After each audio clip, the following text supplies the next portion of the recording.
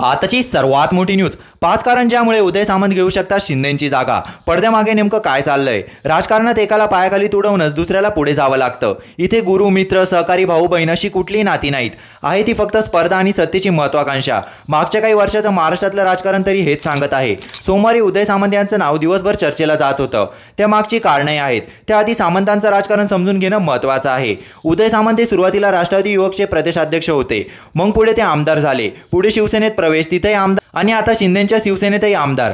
2004 पासून मोजलं तर आता 5वी टर्म सामंतांनी विविध खात्यांची जबाबदारी सांभाळली आहे। ते महाडचे अध्यक्षही होते। त्यांची खासियत म्हणजे ते ज्या पक्षात असतात तिथल्या वरिष्ठांच्या जवळ असतात, कायम निकटवर्तीयांमध्ये त्यांचं नाव असतं। अर्थात या किमयेमागचं गमकही सामंतच सांगू शकतील। सुरुवातीला ठाकरेंना सोडणार नाही म्हणणाऱ्या सामंतांना गुवाहाटीला बघून सगळेच अवाक झाले होते, तर आता हेच सामंत शिंदेच्या विरोधात 20 आमदारांची मोड बांधून उपमुख्यमंत्री पदाची शपथ घेणार होते, असे विविध आरोप आज विजय वडेट्टीवार खासदार संजय राऊत यांनी केले आहे। अर्थात उद्योगमंत्री सामंतांनी त्यात काही तथ्य नसल्याची प्रतिक्रिया दिली आणि शिंदेमध्ये आणि माझ्या भांडण लावत आहेत वगैरेही म्हटलं, पण मग सामंतांचंच नाव का?